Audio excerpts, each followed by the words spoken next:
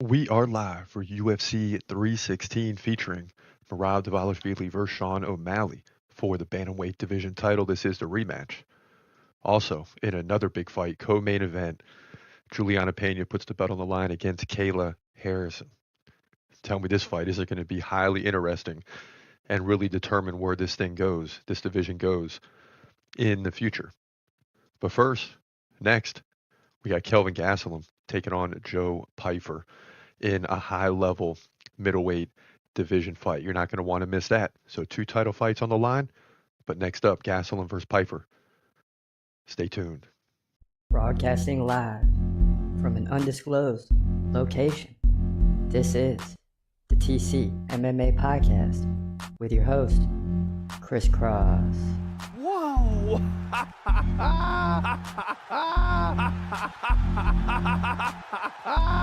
Dana White privilege. Let's go, baby! Let's go! Let's go! Let's go! Let's go, baby! Dana White privilege. Privilege. Privilege. Welcome to the TCMMA podcast. It's your boy Chris Cross, and what a night it has been here at UFC 316. We are live, down to the final 3 fights. We've only dropped 2 so far in the night, so we're expecting good things here down the stretch. Trump is in attendance. Yes, he is in attendance, and when he's in attendance, man, the views go up, so I can't complain one bit. So right now you got Kelvin Gastelum and Joe Pyfer getting introduced, and this thing will be on. So not a lot of big finishes on this card. We've had some, but not a lot. And of course, join us tomorrow for the reaction show as we break down all these big fights, especially the finishes. We usually cover all the finishes, which has been about 4 or 5 so far. So we're about 50-50, not bad. Kelvin Gastelum 20-9, Joe Pyfer 13-3.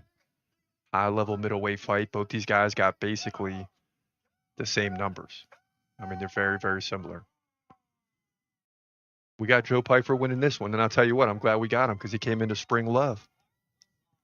Dropped a Spring Love on the way in with the music. And if I'm gonna pick a guy, I want the guy that's coming out with Spring Love. I love the skater music. All right, here we go. Kelvin Gastelum, Joe Pyfer, middleweight division, UFC 316. We are with you until this fight comes to a conclusion. And here we go. Kelvin Gastelum lands a leg kick already.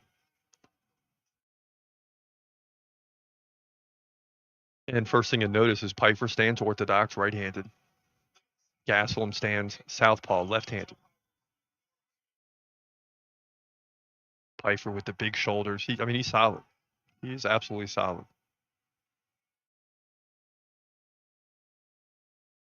And he's like a guy that we saw recently in Dustin Jacoby. Sky's the limit, right? Getting older and better at what he does.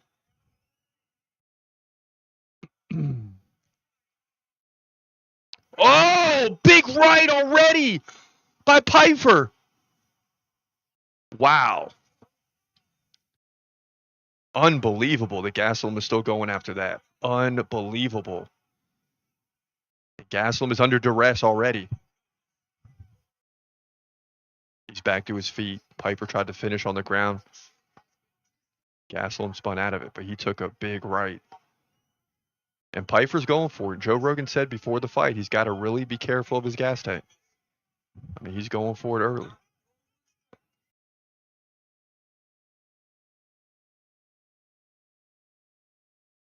But if he connects again, I'm betting that's it, y'all. Man. Pyfer's trying to line it up. Gastelum now showing no signs of that. You wouldn't have known that happened a minute ago. But it's clear that Joe Pyfer has the power. 3:15 left, round 1.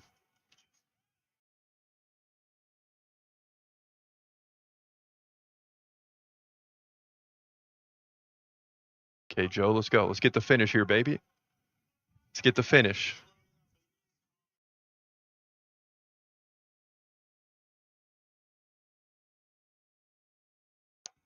Fans chant USA. Both guys USA. Both guys American. Same in the next fight.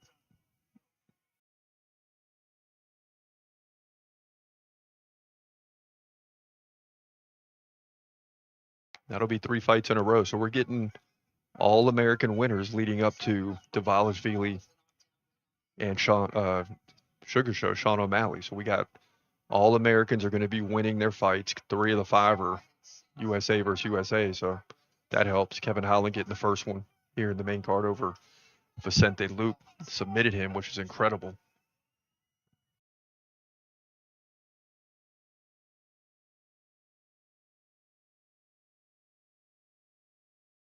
Boy, and Joe Pyfer just shoved Gastelum. You can still see those legs aren't 100% as he nearly went down on the shove. 2 minutes left here, round 1.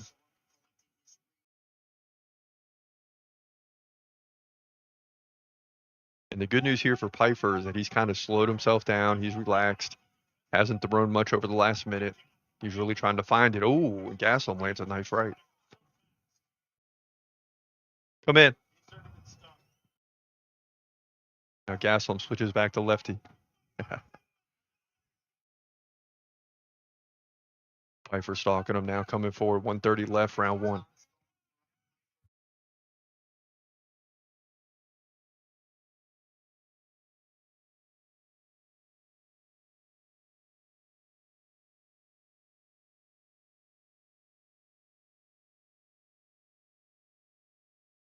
Pyfer landed a big right about 2 minutes ago. He's been real chill since then. Still's got that power in the right hand.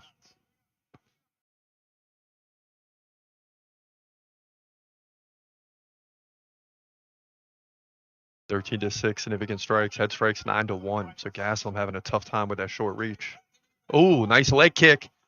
That lands for Pyfer. Gastelum on his back.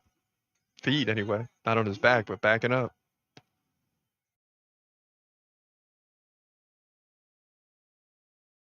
Oh, catches him with it right. Woo! Come on, Joe, finish him. Don't let him out of the round.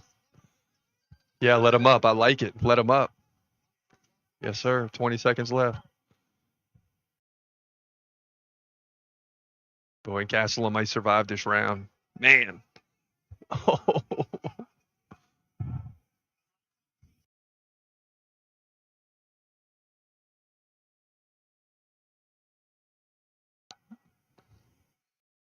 Oh. Joe lands another right. The round comes to an end. Gastelum survives. And he touches gloves with Pyfer, but you could tell he doesn't want to be in there right now. I mean, he got pretty much hit twice in the round. And he's taking some deep breaths here in the corner. But keep in mind, right? So Pyfer dominated that round, but this is a round-by-round fight. Gastelum could recover in round 2. We'll see. And if you're Gastelum now, you can't stay on the feet with this guy. Do you want to go to the ground, try to slow things down? We'll see. You got to slow it down.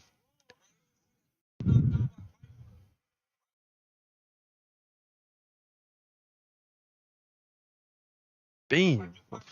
That leg kick was ridiculous. Beam. Oh.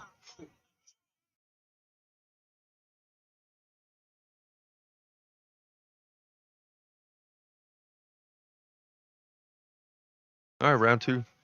Getting ready to kick off. Come on, Pyfer, finish him, man.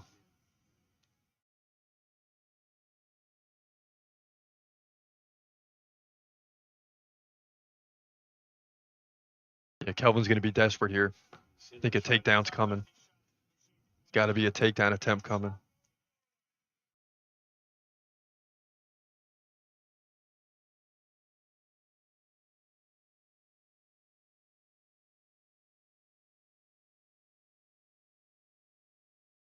And a nice right there by Pyfer, blocked.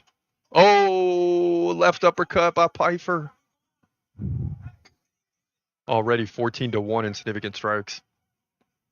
Doesn't seem like it, though, but.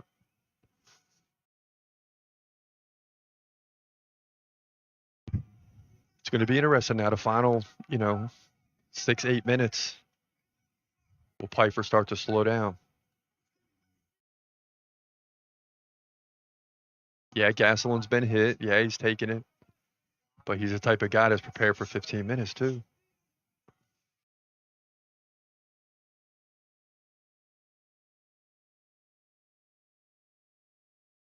Piper being real calculated. I mean, he's not throwing so much that he's running out of gas. I mean, it's only 21-12 in significant strikes. He's thrown 53, so doesn't seem like you should get tired. Oh, a big right.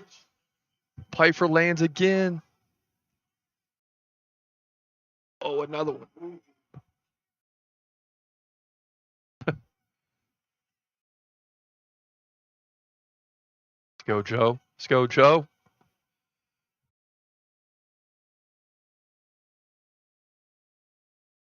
Gosh, he's taking his time.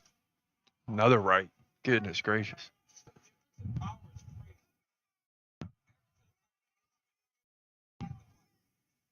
(17-2) in head strikes. Oh my goodness.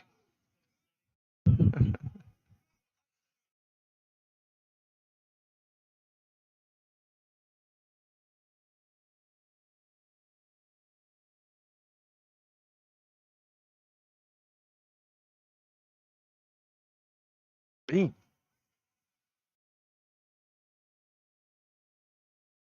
Gastelum's tough, man. I mean, Gastelum's taking some punches here. He's still upright. We're only halfway through.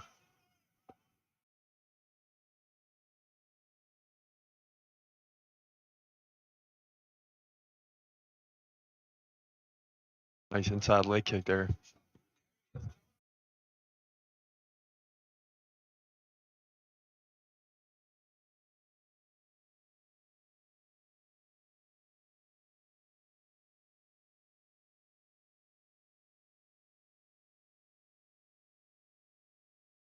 You hear the rumblings from the fans starting to boo a little bit, and that's because they want to see Joe Piper get the finish, but he's being smart, right? I mean, you're definitely winning the fight. If you don't get the finish, you might gas out. You cannot have that happen.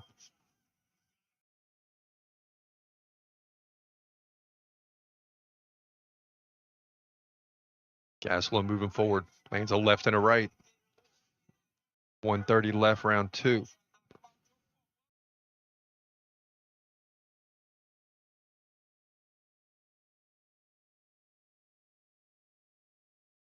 Yeah. Oh. Telling you, be careful with Gastelum. Thing is, Gastelum's probably going to be down 2-0 the way it's going right now. But Gastelum's starting to pick it up.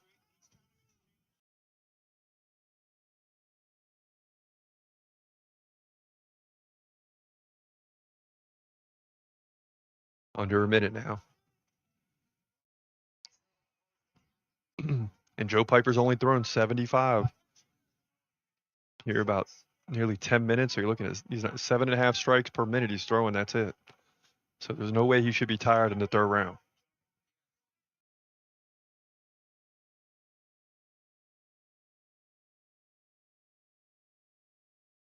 Piper leaning forward. Look at the height difference. It's just crazy. Ooh, 14-10 in round 2 for Gastelum. Okay. So Gastelum might get this round. Oh boy.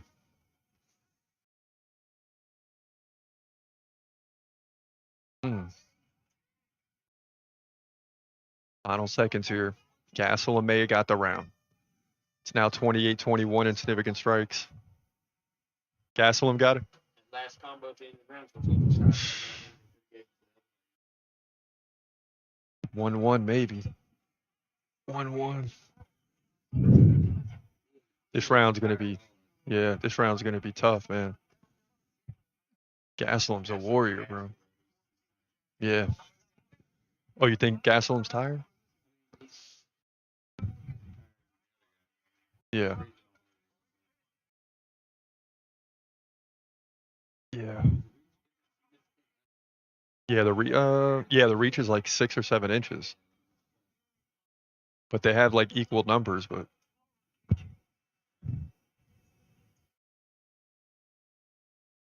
I'm thinking Piper's got some energy here. We're gonna find out. He's been real smart Almost too smart because he probably lost that round.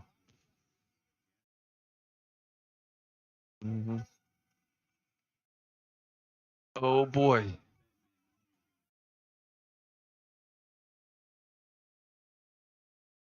Ooh. Yep. Piper's gonna let loose in this round. I know it. He feels good.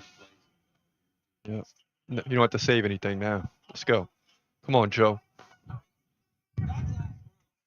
Beam, beam. Okay.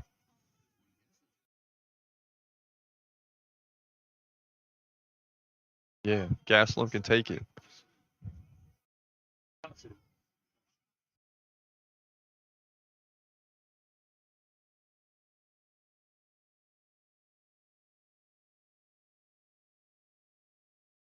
Oh, nice.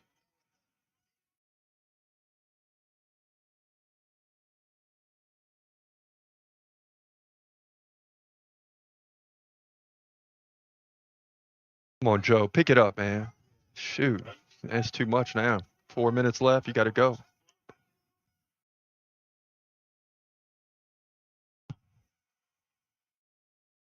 Oh, there you go, Joe. There you go, Joe. Come on, Joe.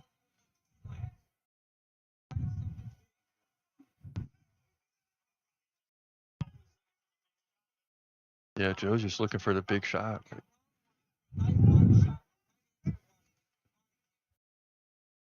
He's going to land here at some point. Yeah, it's a little too much now, Joe. Come on, Joe. You got to go now.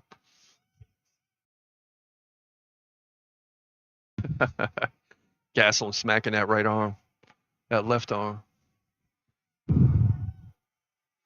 Come on. Let's go, Joe. You got to do something. Hey.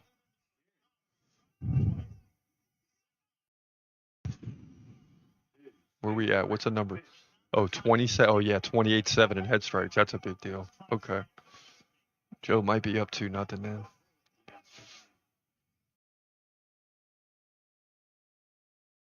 Ooh, nice right. Fans are getting restless, boy. Oh, Gaslam with a nice combo.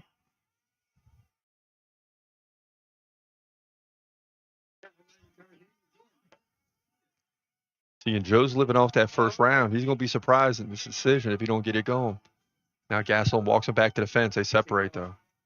2:30 left. Uh-oh, Joe put his head down. Oh, boy. Oh, takes Gaslam down. That's crazy. Now takes the back. Yeah, man. Kelvin Gaslam's got the experience for this stuff.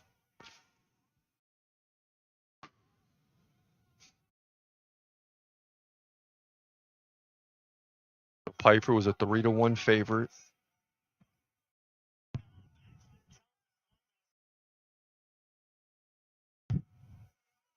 Yeah, that second round's going to be key. I think Gaslam's going to finish strong here. Oh, 140 left in the fight.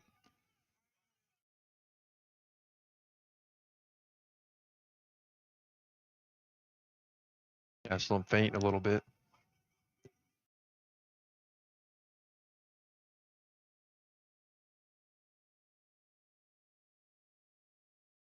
Tough thing for Gaslam is the reach, right? That's why if Joe Piper was a little more active, it'd be even tougher for Gaslam. He has trouble getting inside, but when he connects, he connects. It's 9-9 in significant strikes this round. So it's very close. Piper definitely won round two. One. Gaslam, Piper, either one could have got round two. Round three is up for grabs. That's where we stand. So Gaslam has to win this round. He's got to finish fast here. 50 seconds left, or finish strong. Yeah.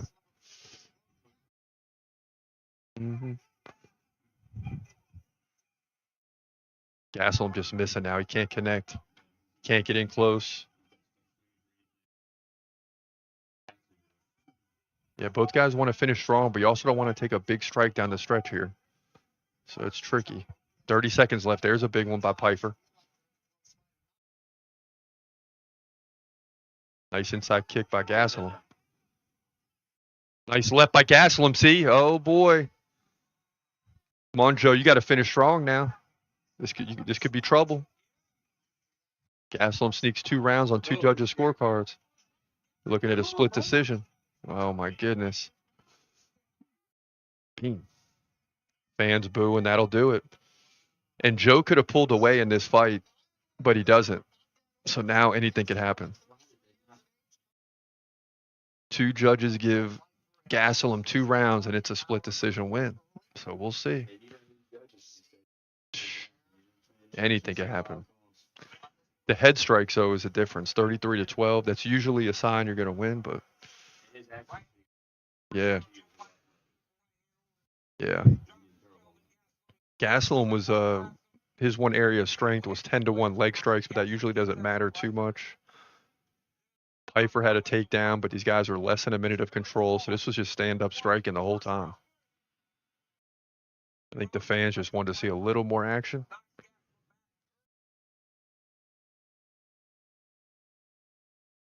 Beam. Boy, I don't know. This is going to be close.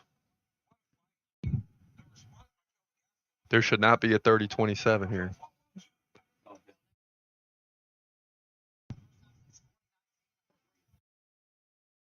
Usman Buckley. Oh, gosh.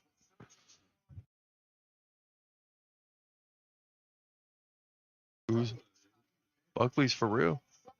If you're fighting Usman, you know you're you had to win some fights to get there.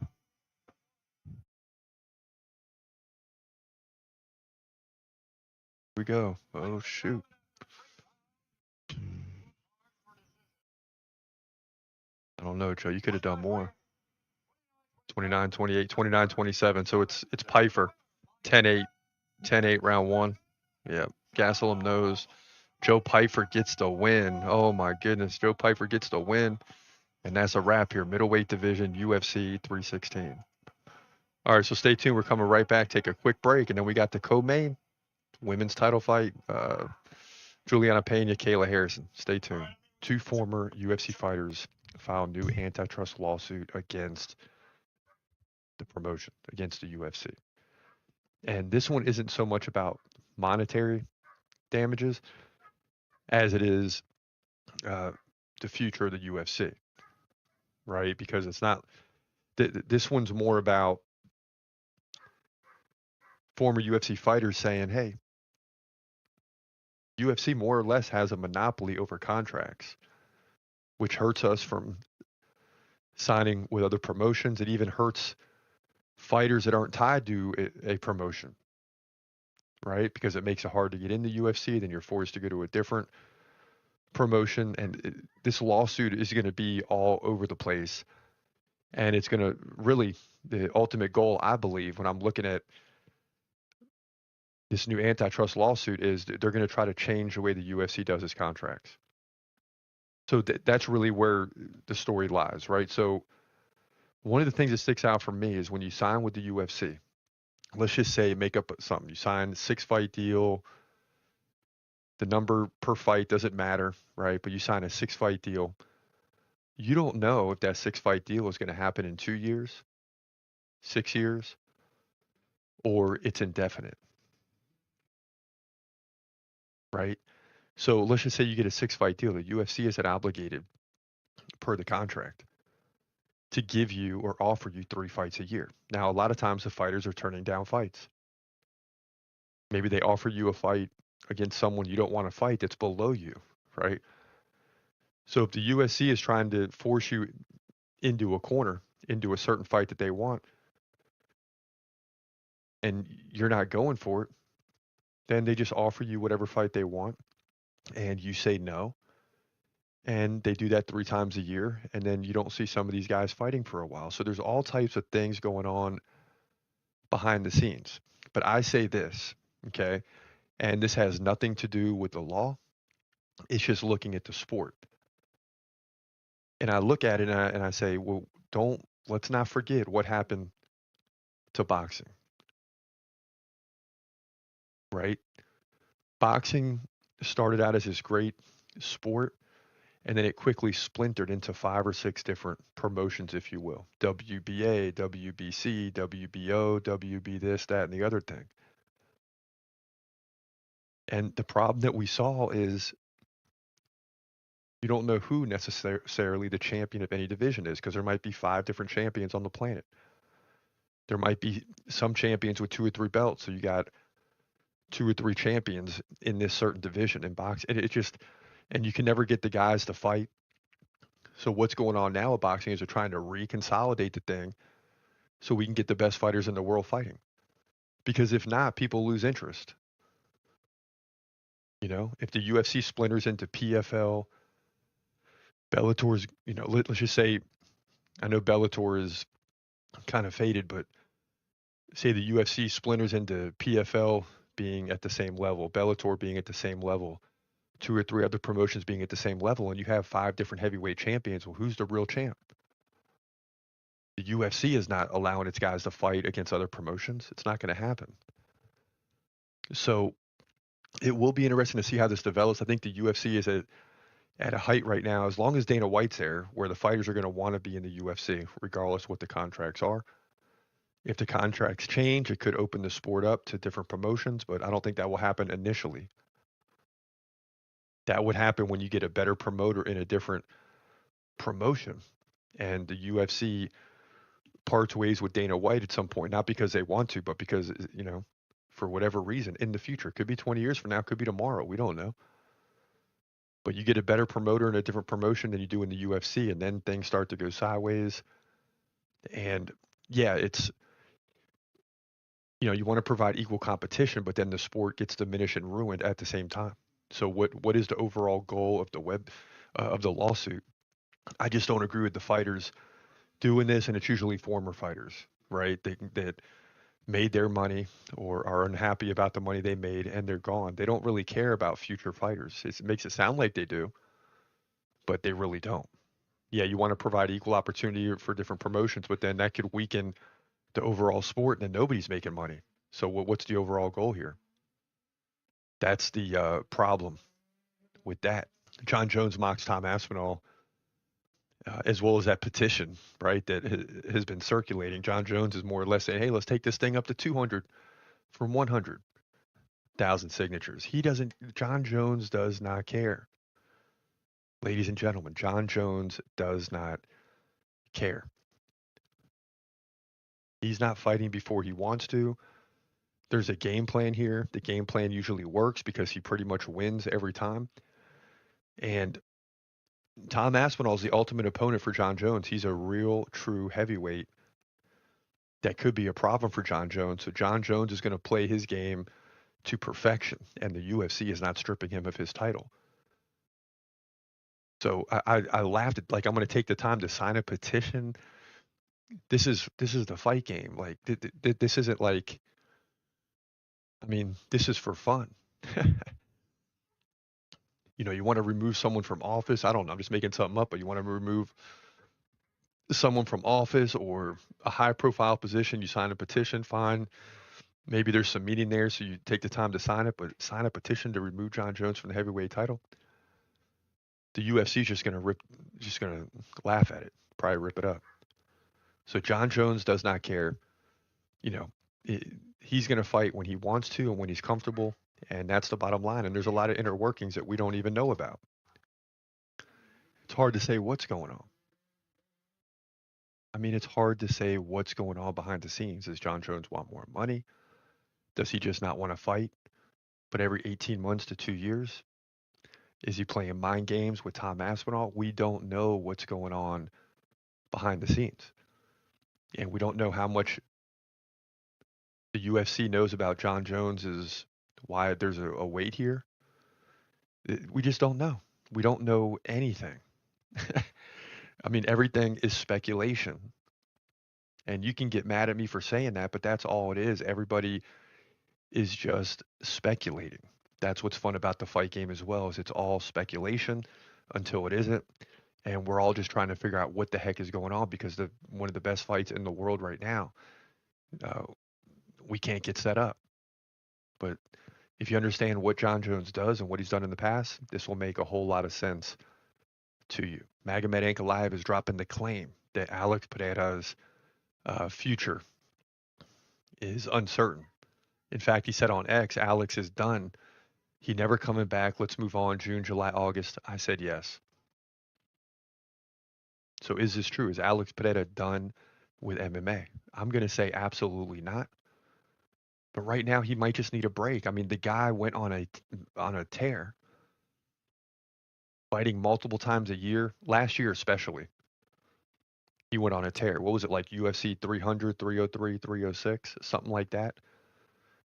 Whenever there was an opening and the UFC couldn't find anybody because of guys like John Jones only fighting once every 18 months, they got to fill these pay-per-views with champions. Alex Pereira was there every year.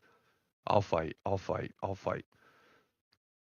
You know, and all he wanted from it was, hey, let me fight John Jones. But I don't think the UFC ultimately wanted him to be the first 3-belt champion. I don't know why.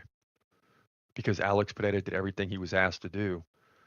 And I think he's ready to move up to heavyweight. So he'll probably come back and beat Ankalaev, in my opinion. But, you know, right now he just needs a break. I think that's what's going on with Pereira. You just need a break sometimes. And he's getting older, so who knows about the future. I just don't believe that his time is done just yet. That's where I'm at with that. Now, as we dive into the co-main event, oh my goodness, you got Juliana Pena taking on Kayla Harrison. But before we jump into that, we got to talk about how we got here.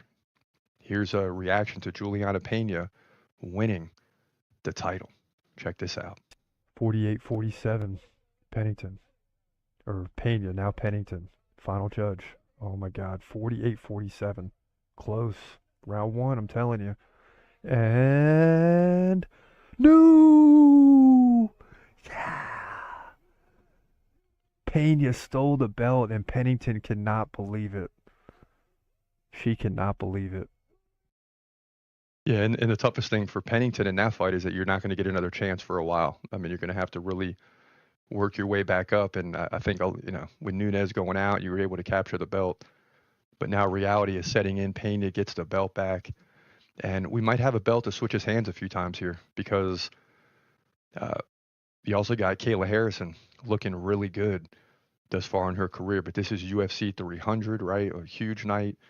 Her debut taking on the veteran Holly Holm. And this is how this fight finished. And Harrison just building up control time now against the fence. Looking for the takedown. She takes the leg out. Goodness gracious. Kayla Harrison just dominated, making my prediction look worthless right now. And Holly Holm is in all sorts of trouble. She's on the ground. Oh. Now she's giving up the back. You can't give up the back. You cannot give up the back. Oh. Come on. Harrison pounding away. She's got the legs wrapped around, stretched out. Oh, this is not looking good as she taps quick. Holly Holm is finished. And I'm a believer now. I am a believer now. She's going to be 17-1 and got a win over Holly Holm, and she is much bigger than I thought.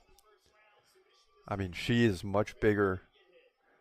When you look at her shoulders and her physique, standing next to Holly Holm, it's like, how are they the same weight? So Kayla Harrison is going to be a problem. 50-0 in significant strikes. Unbelievable. 50-0. Think about, talking about, I don't care what age Holly Holm is. That's a dominant performance by Kayla Harrison. And I'm a believer. I'm a believer. Women's bantamweight division, UFC 300. Yeah, so that put us in the belief column, right? Because we thought Holly Holm would defend and hold serve. And then we, you know, it's kind of one of those predictions where you're like, I'm not so sure here, but Kayla Harrison's got to prove something to me. So until she does, well, now she has. Came in the next fight, got a nice decision victory. And here we are for the title. This is, arguably going to be the toughest fight for her so far. But it's one that she believes she can win. But do we believe she can win? This is for the title. Anything can happen. So let's jump into this fight prediction right now. In the women's bantamweight division, your co-main event for the women's bantamweight division title. You got current champ Juliana Pena coming in at 13-5, taking on contender Kayla Harrison, who comes in at 18-1. Just an awesome professional MMA record there. So can Juliana Pena stop the train? That's the bottom line. Let's get into it. Kayla Harrison is 2 inches taller at 5'8". She's 34. Pena is 35. Pena, 3-inch reach advantage, 69-66. She fights right-handed. Kayla Harrison fights left-handed. Now, Kayla Harrison is much more active on the feet, 4.9 significant strikes per minute to 3.3 for Pena. Also, the takedown game leans towards Kayla Harrison, and she's got limited stats in the UFC right now. So these numbers may come down in this fight, but she's landing nearly one takedown per round to Pena's one takedown every other round. So it's somewhat close in terms of takedowns, but still, Kayla Harrison has the edge. And Pena just a 23% takedown defense. Kayla Harrison hasn't given up a takedown yet. Perfect 100% takedown defense. Now, Pena's won 2 of the last 3, including a huge win by submission over Amanda Nunes. But Amanda Nunes came back in the second fight and got the victory and rode out into the sunset with 6 takedowns and led 85-60 in significant strikes. Pena had no takedowns. Then for the belt against Rockwell Pennington, it was 92-92 in significant strikes, so very close. 2 takedowns to none is what led to the split decision victory. So very close fight with Pennington. So Kayla Harrison so far in the UFC has been perfect, beating Holly Holm by submission. That came in the second round, just dominated her in that fight, 51-2 in significant strikes, 2-0 in takedowns. It would be the same way against Ketlin Vera, 2-0 in takedowns, 55-24 in significant strikes. So she's just dominated on the feet. I don't see any reason why this fight will be any different. I think Juliana Pena will put up, a better challenge. I don't know if she'll make it all 5 rounds, but it'll be a little bit closer.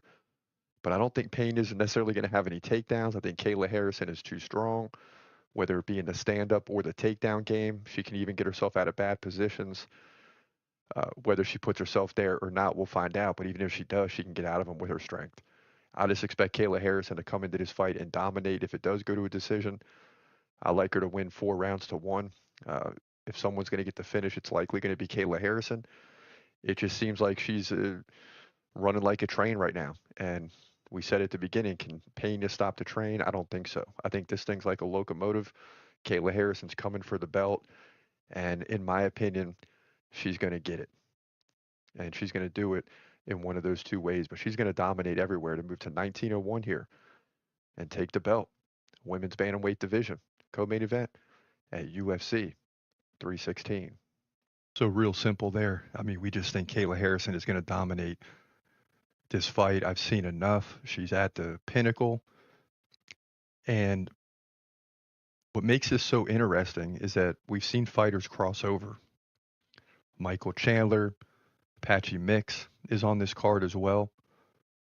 Michael Chandler had a chance at the title. He lost to Oliveira in a fight that he almost won, really. I mean, he almost finished the fight in both round 1 and round 2 until he didn't. But Kayla Harrison's the first one, I think, in recent times that can cross over and win the belt. And we may very well see that here if my prediction comes through. You're watching the TCMMA podcast. And now, back to your host, Chris Cross.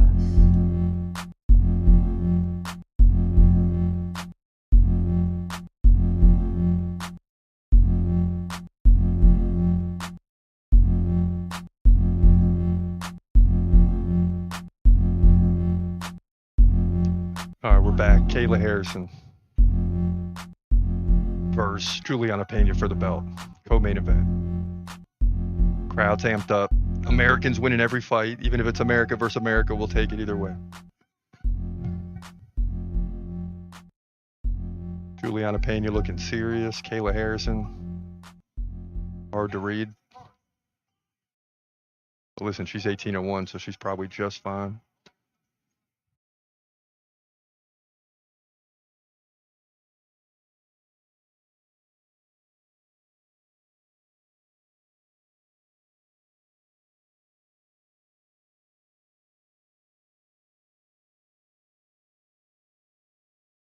two-time Olympic gold medalist, Kayla Harrison.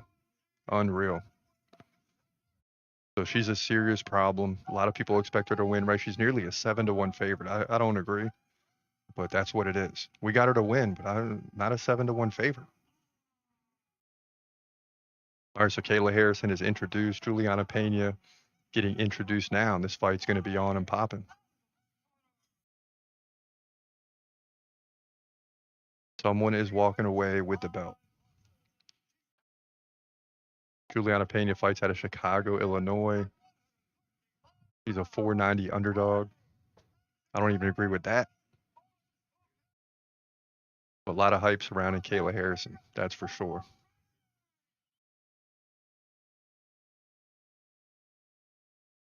And who'd she beat to get the belt? Rockwell Pennington. Beat Nunes once too. Don't forget that.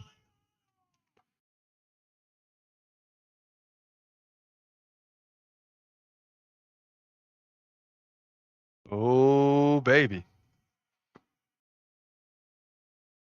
All right, so here we go. Juliana Pena versus Kayla Harrison. Full fight. We're here till it ends. Women's bantamweight title on the line, UFC 316. All right, so both fighters touch gloves. There's Trump in the background. You got the crowd hype after the prelims, and it's been all America since.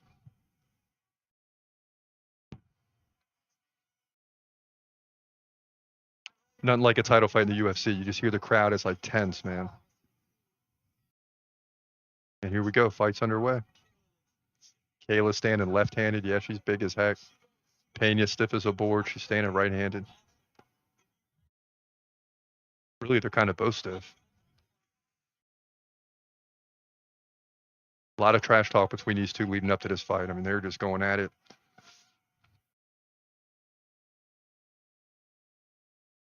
And you're really believing she can win this fight. And it's amazing. She looks so small compared to Kayla. I mean, that's kind of what Nunes will look like too. Maybe a little bigger.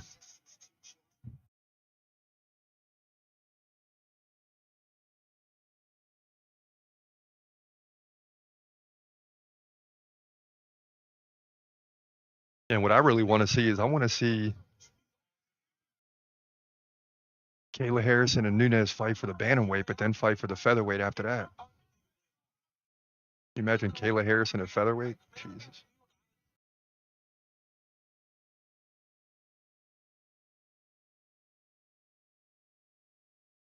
First minute gone. Not a lot of action just yet.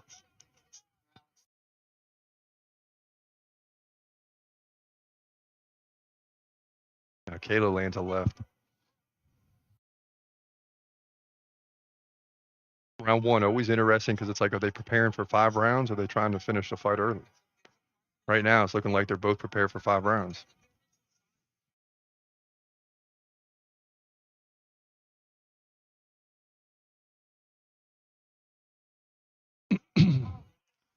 Kayla comes in looking for the takedown. Bodies are up against the fence.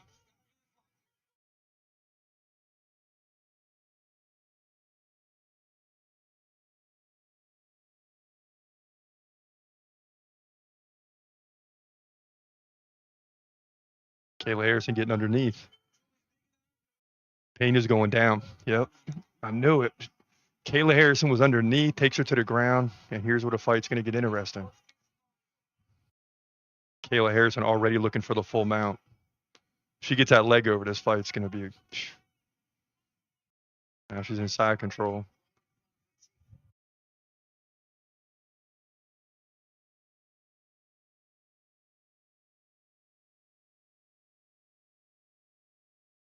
Go Kayla, finish her. We need Nunes back. Uh-oh, triangle. She's looking for that triangle. All she got to do is get that right arm over her head. That left arm. She's pushing it. Ooh. There you go, Pena. Pena holding on now. It's going to force Kayla to pull out. And she's going to try to shove off with the feet on the hips. Okay, okay. Good strategy.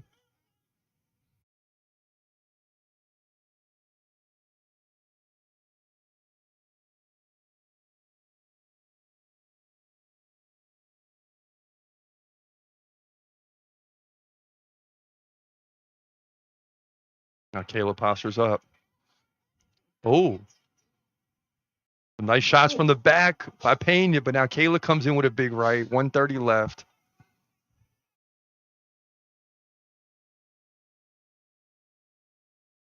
Kayla's comfortable here.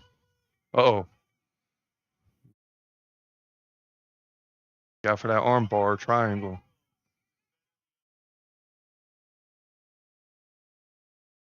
Kayla's got to be careful here.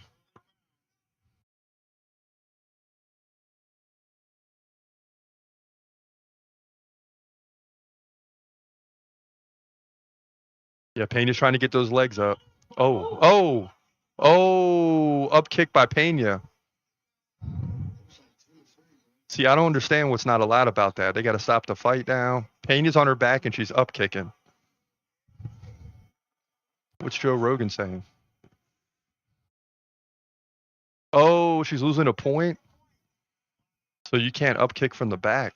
That's messed up. So Pena loses a point. She's probably losing this round. So already going to be down 2 rounds, basically. Beam, the second one, yeah. And Kayla looks at the ref and is like, what's going on here? So clearly against the rules. Kayla knows the rules. Here we go. Yeah, and then it leads to the stand-up. So 30 seconds left. I think you'll just rather be on your back to keep the point, but...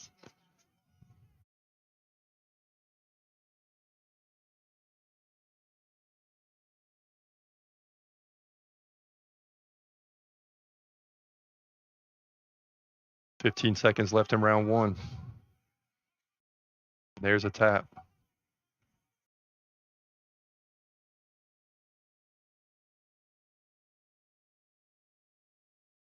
All right, so interesting first round there. Basically, Kayla Harrison's going to be up 10-8. It's going to be a 10-8 round. Juliana Pena losing a point on the up kicks from the back.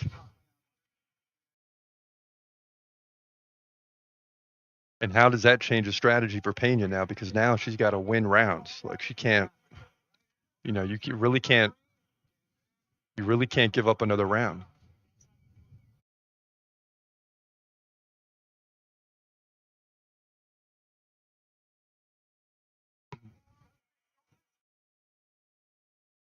So who knows how this is going to play out? Pena's got to win the next round for sure. And a lot of rounds after that. So is she going to push too hard and Kayla's going to catch her? We're going to find out. But definitely the strategy changes for Pena.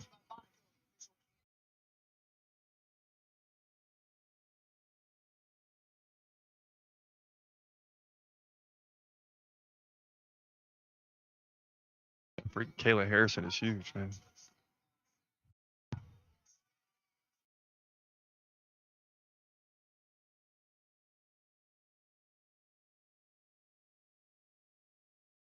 Round 2 underway. Kayla starts it with a left. Another left.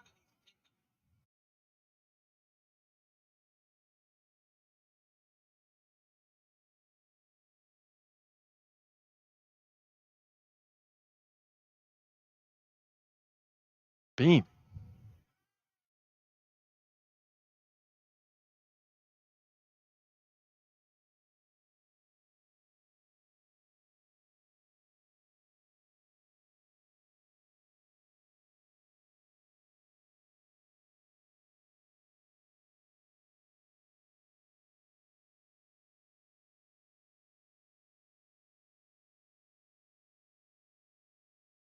Oh. Oh, nice left by Kayla. Go.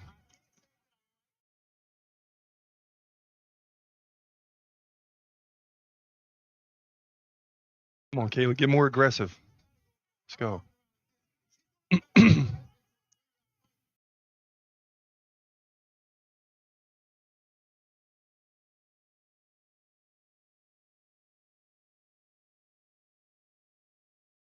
Kayla's got her backed up against the fence. Watch for that leg wrap around and takedown again.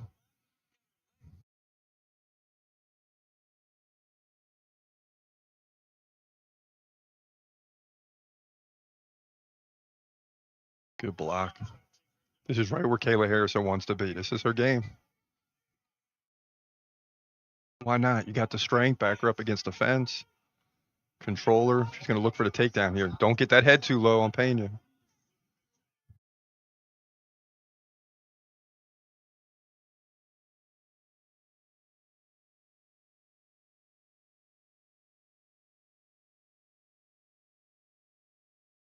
Anne's getting a little restless. We haven't seen a finish since at least 2 fights.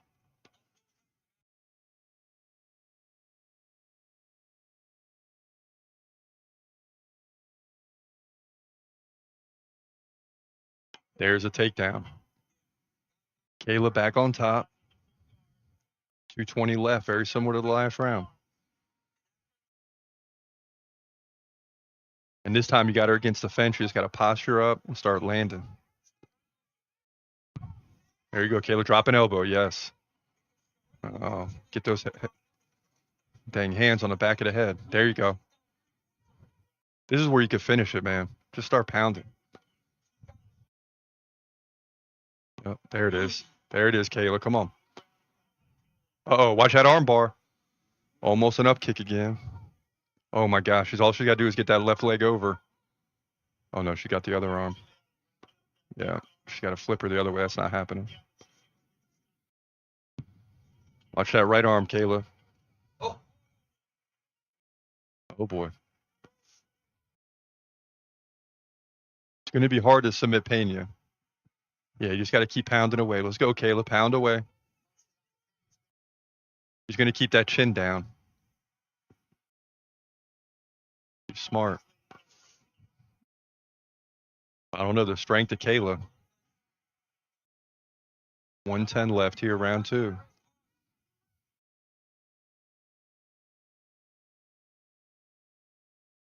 Oh, boy, this is bad news for Juliana Pena here. Under a minute.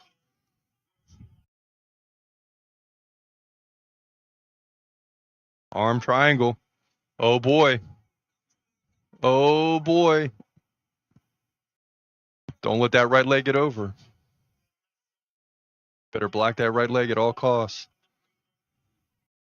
Kayla Harrison's very close here. I don't know if she's underneath or not.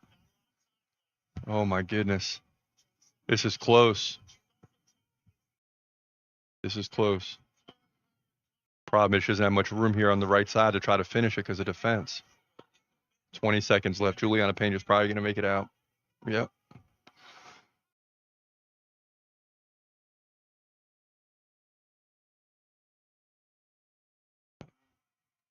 Oh, Kimura. Oh, she taps! Kayla Harrison comes to the UFC, runs the table, and wins the belt. And you might as well sound the alarm now because Amanda Nunes is coming back for what she believes is hers. Oh, my goodness. How big is that fight going to be? Oh, Kayla Harrison with the Kimura. And new Kayla Harrison with the Kimura.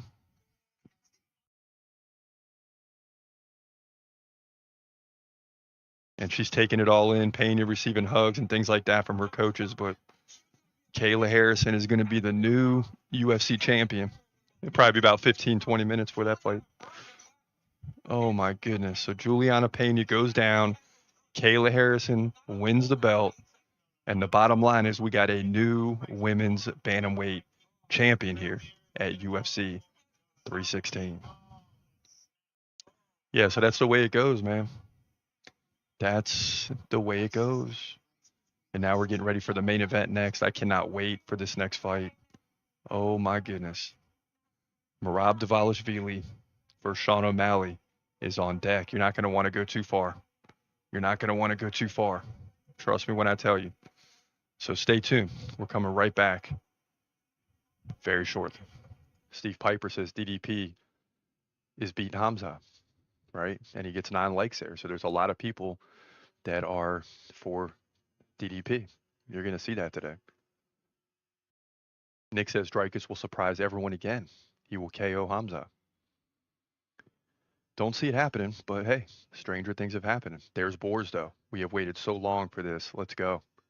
Hamza TKO. I like it. A little rhyme too. I like it.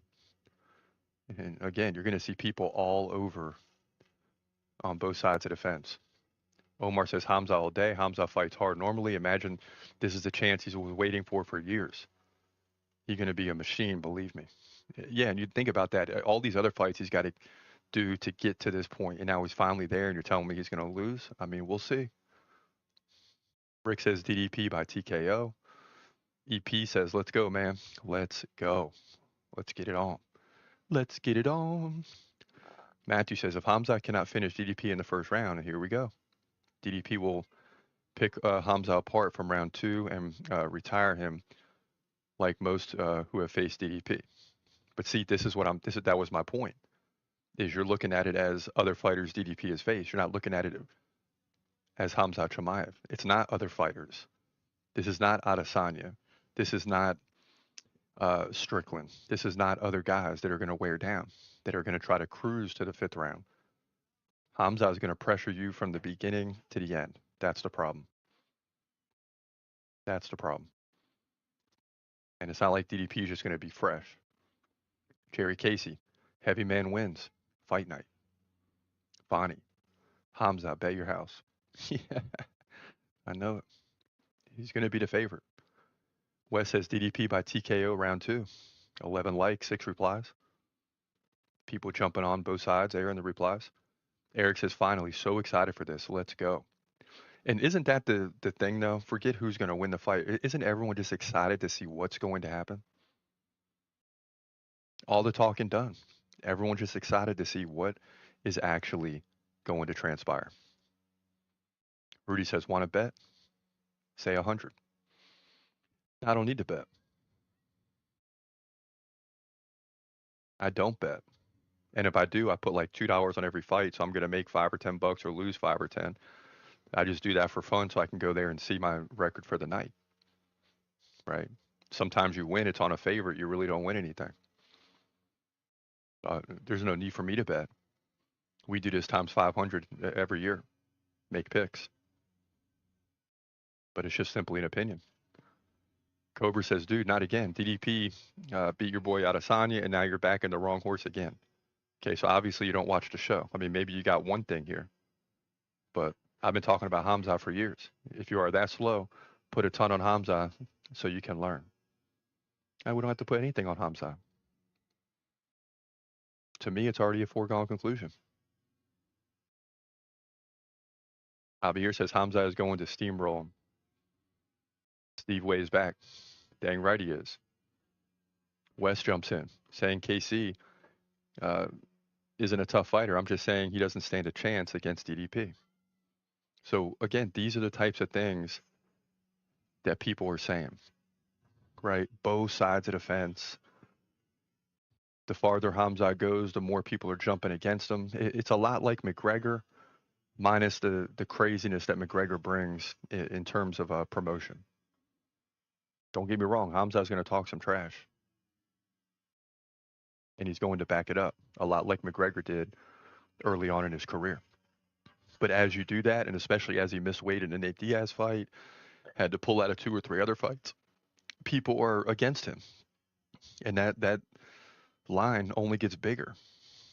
The amount of people only gets bigger. But the bottom line is Hamza's going to go in there and take down DDP in hopefully quick fashion. And, you know, I don't need to see a 5-round fight. I'm completely excited and happy about getting a first-round finish in like a minute. It's not going to be that simple. But will I be nervous if this thing goes out of the first round? You darn right I will. But I still have faith that Hamza gets the win. I mean, I still have faith he's going to get the win. Make no mistake about it. Now, as we jump into the Q&A, you got Cobus Brits, I believe, says, this dude told us how Adesanya was going to school DDP. Yeah, right. And yeah, I mean, you could go and pull any fight prediction. You know, we're going to be right about 60 to 65% of the time. But you're going to find some that we're wrong about. I also told you that Adesanya was going to get dominated by Jan Blachowicz back in the day, which is one of the biggest predictions ever in terms of views. And people told me I was absolutely crazy. None of us really, I mean, I don't know. None of us really know until it plays out, right? I mean, all we can do is tell you, hey, this is what it looks like. This is what I believe is going to happen. And then we just ride with it at that point. Al Tapo Mac Tapo, been around for a minute, says, yes, bro. So excited. A lot of people excited for this big fight, man. But at least we got one comment on something different, and that's Mateusz Gamrot versus Ludovic Klein. Nova says, this is a tough one. I want to say Gamrot. Yeah, and that's where I'm leaning too, but it's a tough one. Very, very tough. You can go either way and be right, and you can go either way and be wrong. It just depends on how it plays out. Ryan Johnson says Hamza is definitely going to win against DDP. And it's been amazing because there's been a lot of DDP support because people like DDP, and there's a lot of people that don't like Hamza Chimaev. I'm not one of them. Haribo Master says, oh, look, we have another expert here. If you watch the fights against Usman and Burns, you know he's not too good. Okay. So you could say the same thing about DDP versus Derek Brunson, right? But then he had no surgery. His endurance is on a different level. He wins the title. Hamza was different. Against Burns, just throw that out because that was a welterweight fight. Against Usman, I think he was overtraining. I really do. I think he was overtraining for some of these fights. He got with a new camp, and he looks like he did back in 2020, 2021, when he was just dominating and running through people. He always had that in him, but you were seeing he was getting sick. He was pulling out of fights here and there. It's because he was overtraining. Now you get with new coaches that know how to bring him along. Sometimes you have athletes that you have to settle down. They want to overtrain for the big fights or the big competition, but you're already in shape. At some point, you got to be on cruise control and just maintain where you're at. You're not going any higher, and if you push your body too far, you're going to regress, and then you run into all types of problems. And I think that's what they were doing with Hamza. We don't have that problem anymore with the current coaches and management that he has. So now it's time to win the belt. Another one weighs in. Laugh out loud. People who even remotely think that Hamza has a chance of beating DDP, they clearly don't have any idea of how good DDP is. Okay, so I clearly understand how good DDP is. Let me put that on record again. Clearly, I want to put DDP up on Mount Rushmore, okay, in terms of the fight game. Let's put him up as high as you want because when Hamza wins, I want you to realize what Hamza did. So let's just go ahead and lift. I'm not here to say DDP is terrible, nothing like that, because I don't want to diminish Hamza's title victory. Let's put DDP way up there. Okay, let's go ahead and do that. Another one weighing in. I don't know where all this Hamza negativity comes from. Finally, he is a champion soon. I couldn't agree more.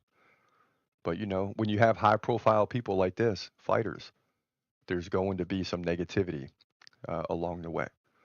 Haha, like DDP tends to say, they don't know what we know. Okay? South Africans, we cut it off there, but South Africans are the best, more or less. They're ready. Okay? They're better than other fighters. I'd say the same thing about Brazilians at the top level. Unfish Tim P says, I am with you. People need to watch Derek Brunson fight with DDP, then tell me Hamza can't work DDP. I'm with you. Hamza is going to work DDP. But the Derek Brunson fight, I'm pretty sure that was before the nose surgery. And at that point in time, he was breathing out of his mouth. And if you're an athlete and you realize I have this problem, I breathe out of my mouth a lot of times, and it's not good. You want to be breathing at least in through your nose, out through your mouth, whatever it may be. When you can't use your nose at all, it really is a problem. So DDP is fighting with his mouth open. And when you get, hit, that's going to take a lot of your breath away. That's going to slow you down. Your endurance is going to be lacking because there's certain times you need to breathe through your nose and you can't do that. So that was a problem. His endurance was a problem. Now it's not. Totally different fighter. Totally different fighter, which is why you're getting both of these guys at their best. I mean, it's just a simple fact. Both these guys are coming into this fight at their best. But this is what we can expect down the stretch. I mean, this is a fight that the people want to see. Everybody wants to see it. None of us really know how it's going to go till it happens. I'm very confident that Khamzat Chimaev is going to win. But let's be real. This is for the title, okay? He's not fighting a slouch. He's at the top now. You can bring up Burns, Usman. You could bring up Derek Brunson. None of that matters. Khamzat Chimaev is not a fighter of the likes that DDP has ever seen. And DDP is not a fighter of the likes that Khamzat Chimaev has ever seen. So to use other fights really doesn't matter in this setting. Both these guys are better than any other fighter that either one has ever faced. So that's the big variable. But listen, we didn't tell you Hamza is going to win the title for 5 years and waited through everything and never gave up on him despite missing weight against Nate Diaz, despite missing the fight with Leon Edwards. It never happened, despite missing the Robert Whittaker fight the first time. We have stayed strong. He's been number one on the do list since the beginning, and he'll remain that way through this title fight victory. And that's the way it's going to play out. Now, as we dive into the main event, I cannot wait for this fight. I think it's a great rematch. Sometimes in the UFC, we get tired of rematches, but this one isn't an immediate rematch, right? Dvalishvili had to get through Umar Nurmagomedov. He did that pretty soundly. And of course, here we are in the rematch. But first, let's look back and see how we got here, because O'Malley had the title and then lost the belt. Check it out. But Merab was definitely talking there the last 90 seconds.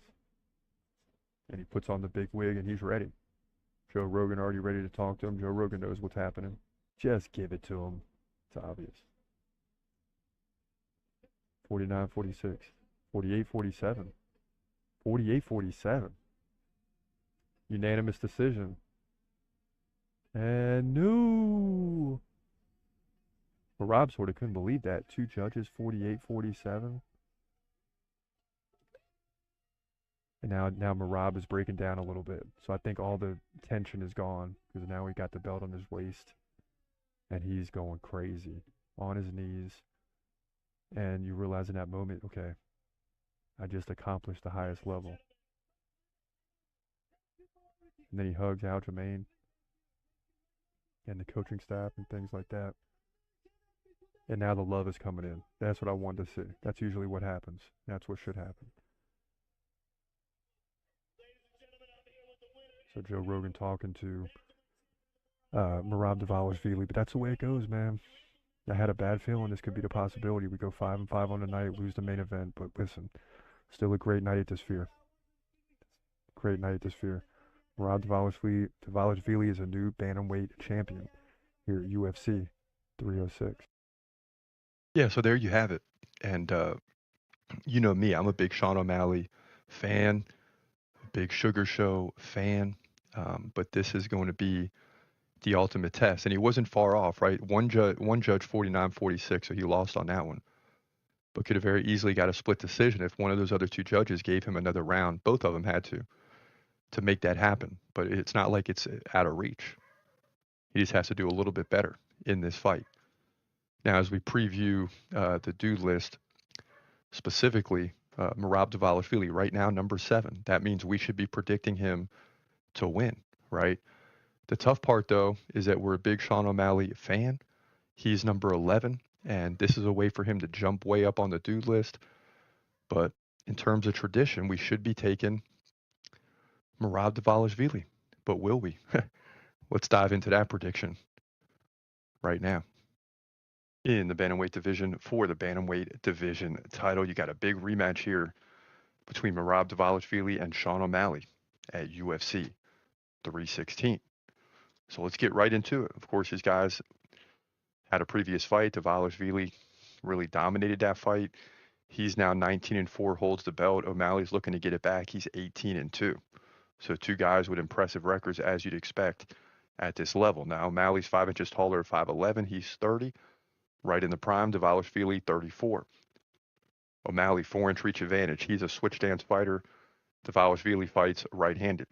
In terms of activity, O'Malley's more active, 6.7 significant strikes per minute to 4.4. But the ground game for Dvalishvili is ridiculous. He lands nearly 2 takedowns per round. And since the O'Malley win, he ended up going on to beat Umar Nurmagomedov by decision. Close fight, except for the fact on the feet it was 111 to 104, but he had 7 takedowns to 2. Now against O'Malley head-to-head, 6 takedowns to none. So that's going to be the big question for O'Malley, who should outstrike Dvalishvili, but if you're getting taken down 6 times, you get dominated, 82 to 47 in significant strikes, a lot of that via the ground and pound. O'Malley just 61% takedown defense. He hasn't had a fight since beating Dvalishvili. So Merab had the fight with Umar, right? He's fighting 3 times if you count the fight against O'Malley on September 14, 2024. This will be his 3rd fight if you include that date. So he's not taking a lot of time off. 3 fights in like 8 or 9 months. You got to respect that from the champ, who seems very confident, who came to the first press conference with the red jacket on and a baby O'Malley, if you didn't see that. So he's looking very confident. But here's the thing, is O'Malley is still not young anymore, but he's right in the prime at 30. I mean, this is the perfect age for him to try to grab the title back. And right around the new year when we were predicting UFC champions, we said O'Malley will get the belt back. He's going to wait for this fight. He's going to get this fight, or he'll fight Umar, one or the other. But we had Dvalishvili likely winning that fight. He did. So you get the big rematch now. And I just think O'Malley's going to come in and really work on the takedown defense. Is he going to get taken down? Of course. He'll probably lose 2 rounds that way, but he should win the other 3. He's also going to be more aggressive on the feet.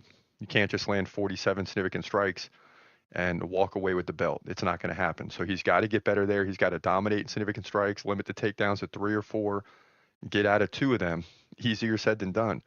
But I think he does get the job done here. In my opinion, Sean O'Malley wins the belt back by decision. And because it's April, he may have to defend it once before the end of the year. So for our prediction really to come true at the end of 2025, O'Malley's probably going to have to win 2 fights here. He's very capable of doing so. We could see a rematch if it's a close fight. But O'Malley, in my opinion, wins by decision to move to 19-2 and grab the belt back here in the bantamweight division at UFC 316. Oh my goodness, ladies and gentlemen, we have done it. We have defied our own dude list and gone totally against the grain of what's supposed to happen. Merab's number 7, O'Malley's number 11. That means we're supposed to, based on the definition of the dude list, we're supposed to take Merab. But for the first time, I'm looking toward the future. I think O'Malley wins the belt, and therefore he would obviously skyrocket way over Dvalishvili. Dvalishvili would drop out of the top 10 if that happens. But listen, this fight could go either way. I just think O'Malley getting a second opportunity and now being hungry, right? When you're the contender, you're always hungrier to get the job done. And it's not going to be easy. If you beat Dvalishvili, you really have to go after it. But that's how we see this thing going. You're watching the TCMMA podcast. And now, back to your host, Chris Cross.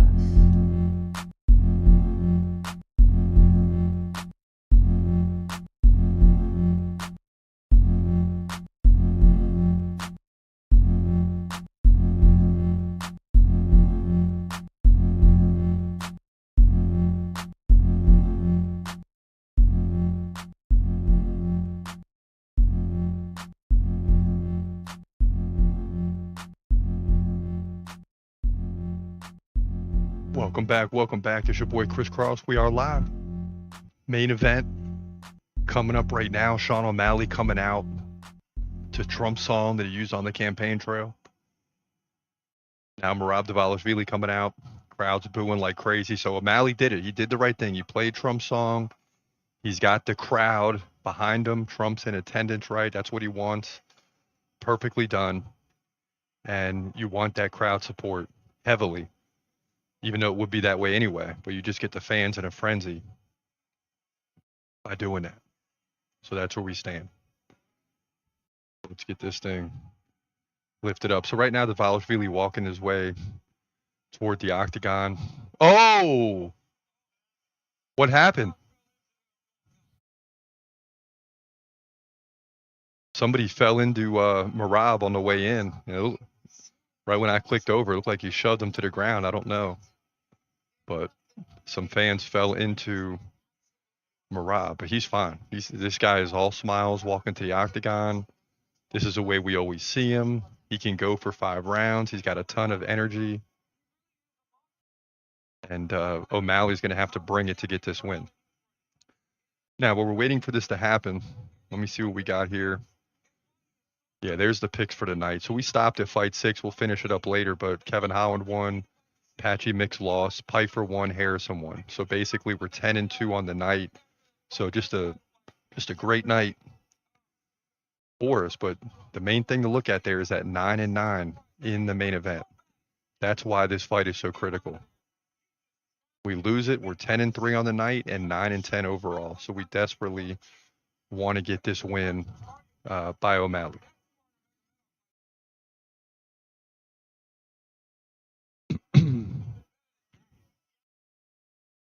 There's Aljamain Sterling in Merab's corner. And we already know what Merab's bringing to the table, right? We know what he's capable of, that's for sure.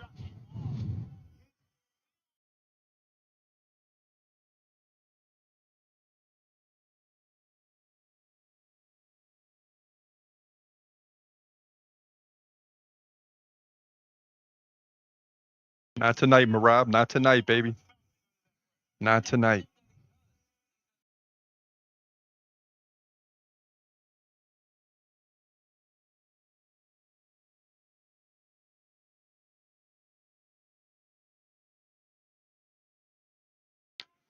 Yeah, I mean, Merab coming into this fight hurt his toe. I mean, this guy, O'Malley is hurt. Merab is hurt. That's part of the game. But guess what? When they get in this octagon, they're going to be 100% because that adrenaline's going to kick in. Merab is 19-4, and he's had at least 5 takedowns in the last 4 fights. Tied for second longest streak in UFC history. Not division, but in UFC history.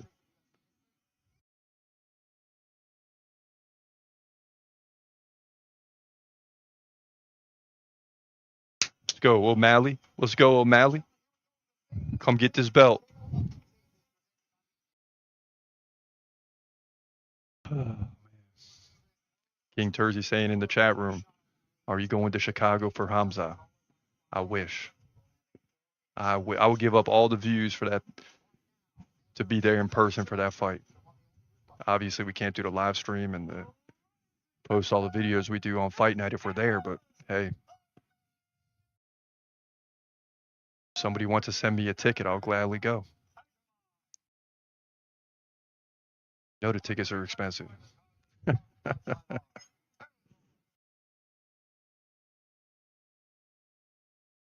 Forget the judges tonight. I mean, I'm ready for 5 rounds. I mean, it's, but I'd love to see O'Malley get a finish here in the first round and get this thing over with quick.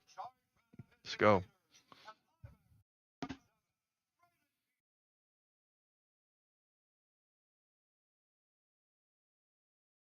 All right, forget all the advertisements. Let's get to the fight.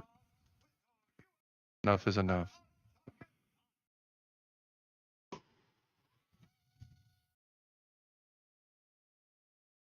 Now.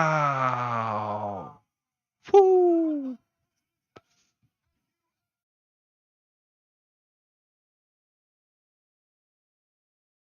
You've been waiting for. Yeah. O'Malley in the pink shorts. Hair is not colored tonight. Breaking news. Sean O'Malley's hair is not colored tonight. He's trying to show a serious look. He doesn't need to show it. He's trained for it. And I think O'Malley has done the right thing coming into this fight. I think he's been really focused, training his butt off, and really putting his full effort into the fight game. O'Malley's a trending guy. I mean, he's got friends, celebrities, friends, all that stuff. He's on the social medias. He's got the podcast where he's kind of laid low a little bit more, right? That's why he's not dyeing the hair, and he's fully focused for this fight. No question about it.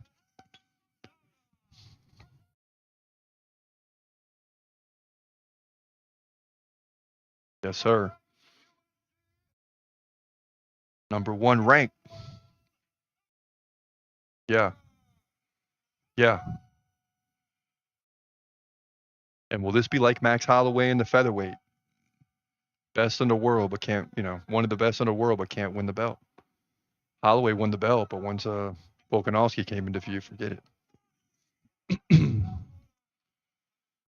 Merab getting booed once again. He's pacing back and forth. He's all smiles. The crowd doesn't seem to affect him whatsoever. He's a happy-go-lucky guy. He's a real bouncy guy, lots of energy. Fighting out of Long Island, New York. So he don't have to go too far for this fight.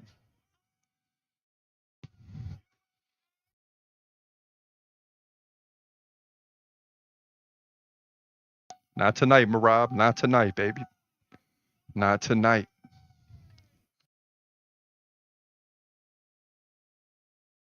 Not tonight. All right, so here we go.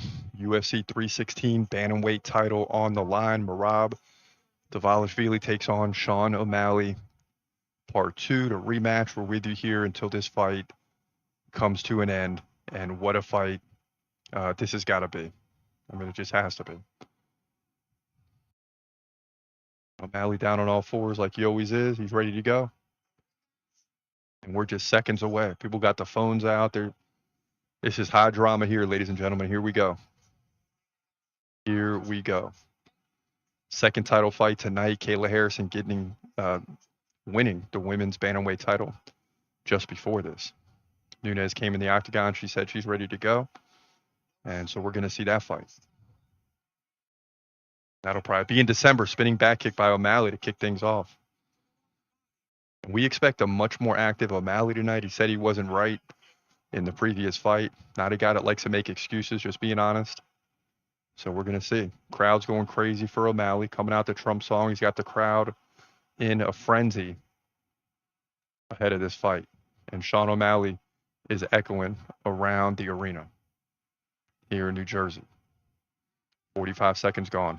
Neither fighter has landed any strikes yet. And this thing is tense.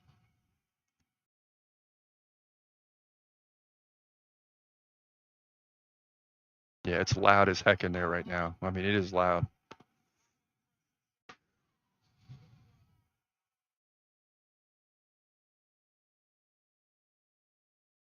Go, Sean. Go. Yeah, and Sean clearly moving really well. He's keeping Merab off guard. We haven't seen that. And Merab lands a left. And this is going to be a high activity type of fight. You can tell already both guys got a lot of bounce in their step. O'Malley keeps moving back and forth from right to left and really just trying to keep what I'm seeing right now from O'Malley is that this guy has studied film. He has studied the last fight, and he's got an idea how he wants to take this fight. He's moving around really well and keeping Merab off balance. And already Merab looks a little frustrated. Straight leg kick by O'Malley. 2 minutes gone. Not a lot of action yet, just a lot of movement. Merab's a high activity guy, so he's going to be frustrated if he can't land.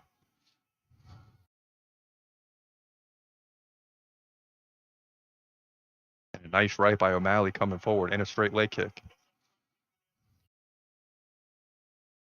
So far, so good for O'Malley.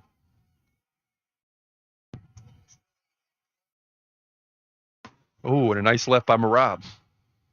And O'Malley goes down, but he more or less tripped. Now he's giving up the back. Merab takes him down.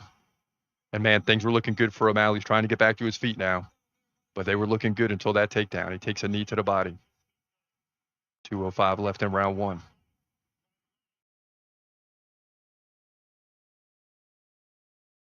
Merab trying to take him down again. O'Malley having trouble staying low, although he's trying. He got the underhook on the left hand.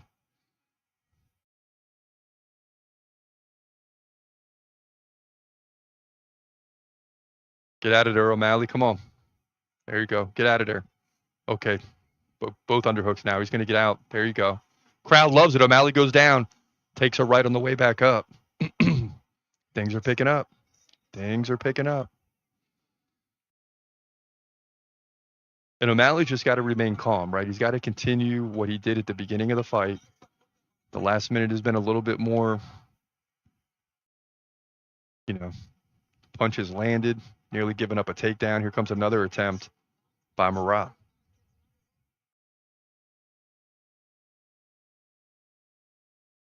Merab lifts him up. He's looking for the takedown. Look at O'Malley trying to stay on his feet. He can't do it. He's seated now with his back against the fence. Merab's on top trying to pull him out.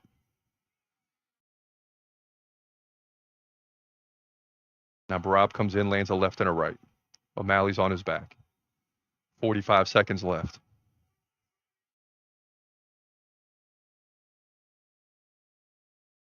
And so it turns out that Merab did get frustrated. But the frustration leads to a takedown. It's like, forget, I'm not going to stand up and strike with you. I'm going to go ahead and get some control time here, which could lead to winning the round.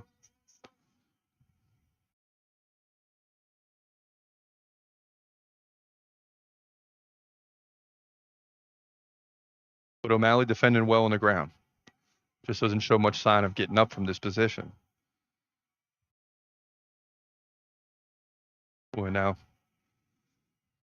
Rob's got the back, final 2 seconds here, and that'll do it for round one. And the crowd's going crazy. For better or for worse. Oh boy. Merab is tough to deal with, man. And O'Malley doesn't want to sit down. He finally does. He's got his eyes closed. He's just trying to regroup here. He started out well. Till the final 2.5 minutes, 2 minutes of the round.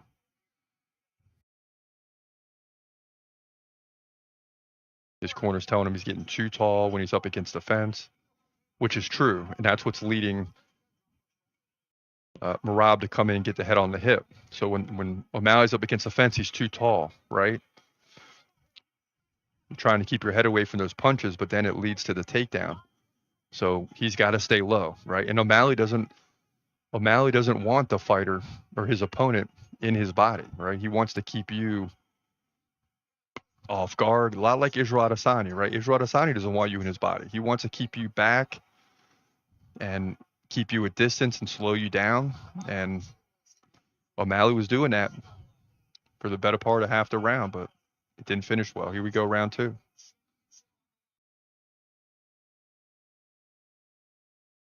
And Merab's such a stocky guy. Short, low to the ground, stocky.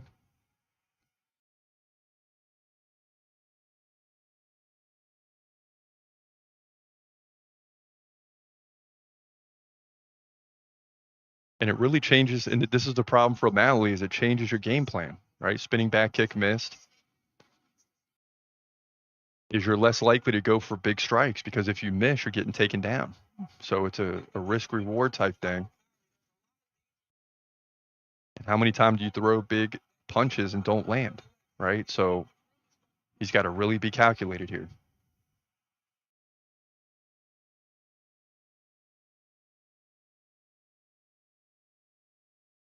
And O'Malley's going back to what he did in the first round early on.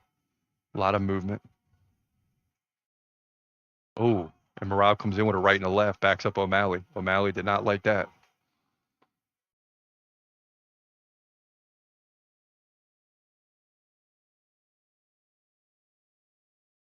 Oh, nice right by O'Malley. And it's clear, if you're going to beat Merab, you got to be at your best. I mean, you have to be at your best, and you have to get a little lucky. That's how good Merab is. Back to the center. Good news here for O'Malley is he's staying upright.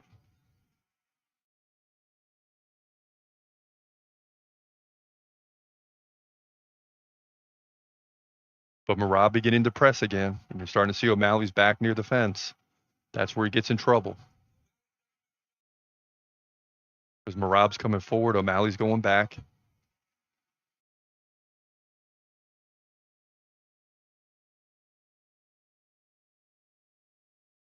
And really the movement now from O'Malley, it seems to be to defend the takedowns. And that time he shoves off Merab. 2:45 left, round 2.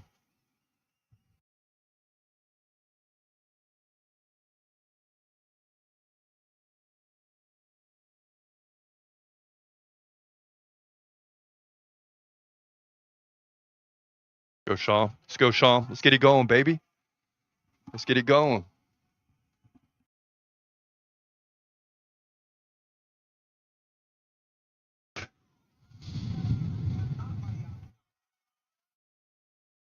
Come on, Sean.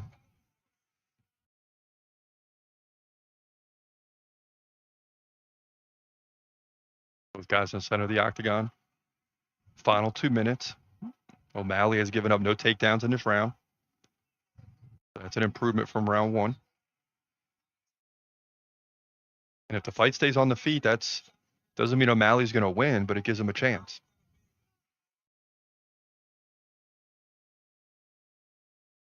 Here we go. And he shoves him off again. Good job by Sean.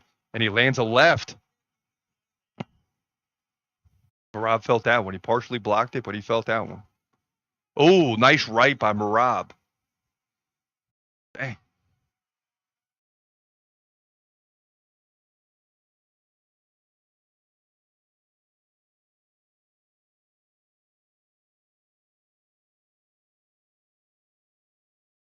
Oof.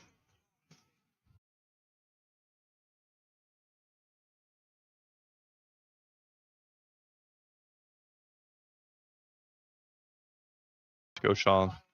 Finish strong. You got to get this round. Final minute.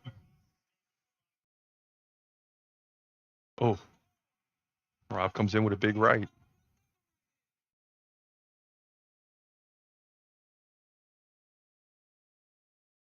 Get out of there, Sean.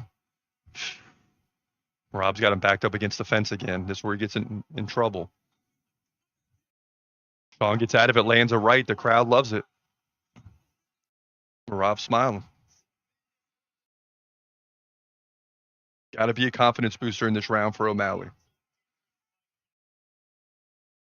But O'Malley's still down 17-13 in significant strikes. See, that's the key. Is it's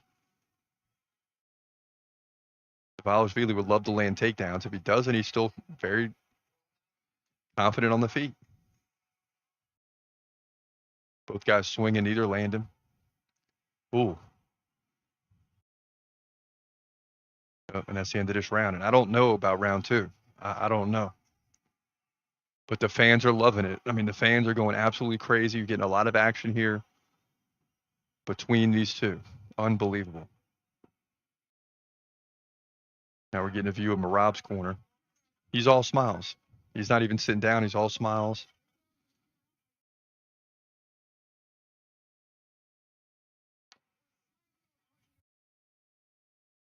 So Merab's corner is saying when you push him back into the fence, if you don't get the takedown, we want body strikes. And he's got to go first, not counter, but go first. That's the message from Merab's corner. No panic, anything like that. Everybody looks under control.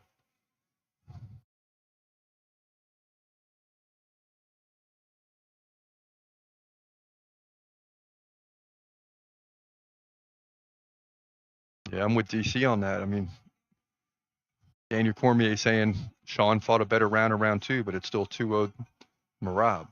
Very well could be that way. Nothing big for O'Malley, right? Sort of on the defensive. And a quick early takedown attempt here. No good. Oh, O'Malley lands a big left. So he's defending the takedown since round 1. Another takedown attempt here. Oh, he lifts him up. O'Malley gets taken down.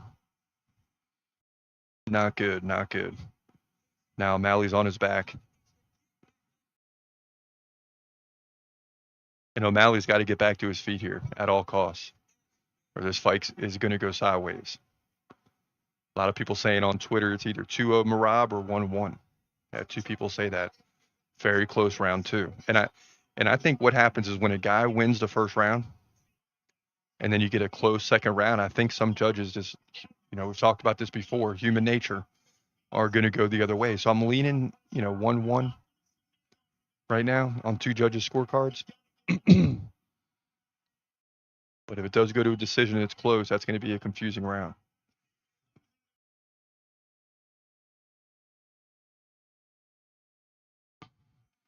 And Merab could stay here all day, right? Chest to chest. O'Malley's back to the ground.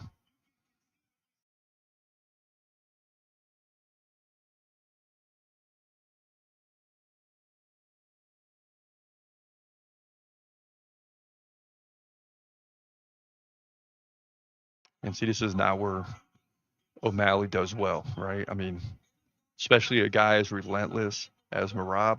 This is the problem with beating this guy, is he's got skills on the feet. He gets you to the ground. He stays in control. Not even worried about submissions right now. It's just position. 3 minutes left in a round. It's a long time for O'Malley. And O'Malley showing no signs of getting back to his feet.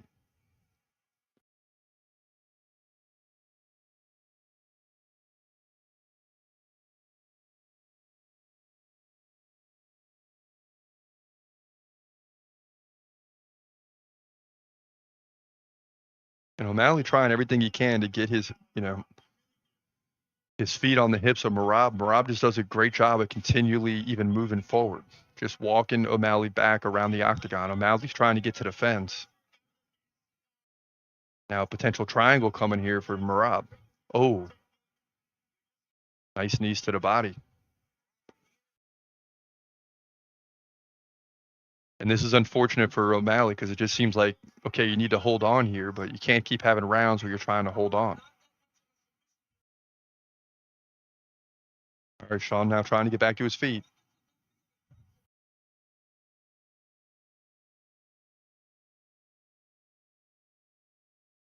This would be a big effort if Sean can get back to his feet and finish this round strong. Now he's back to his feet.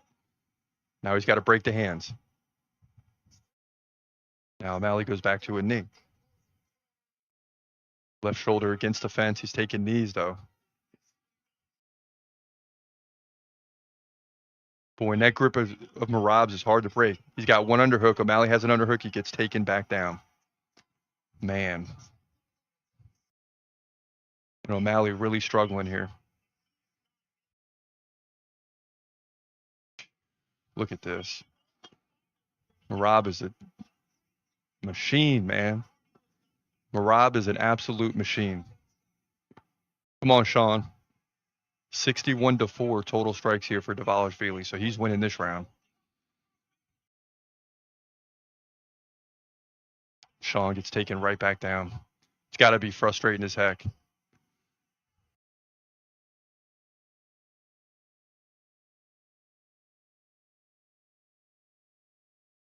Go, Sean.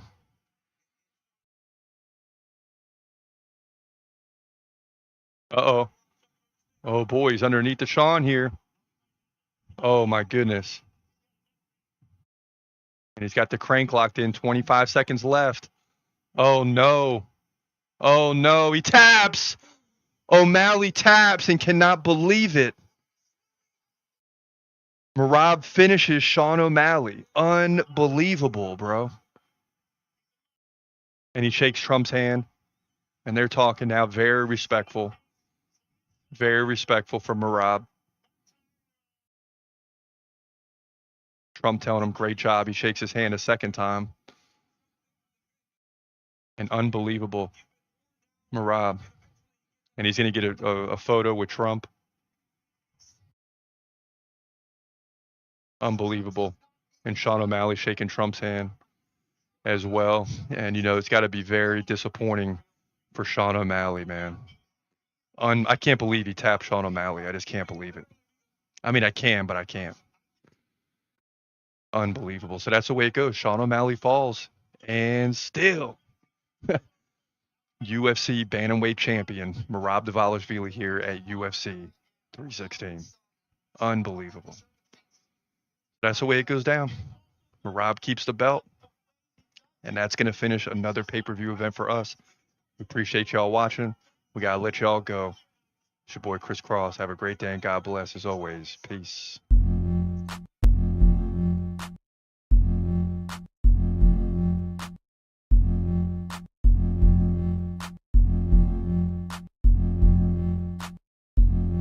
Huh?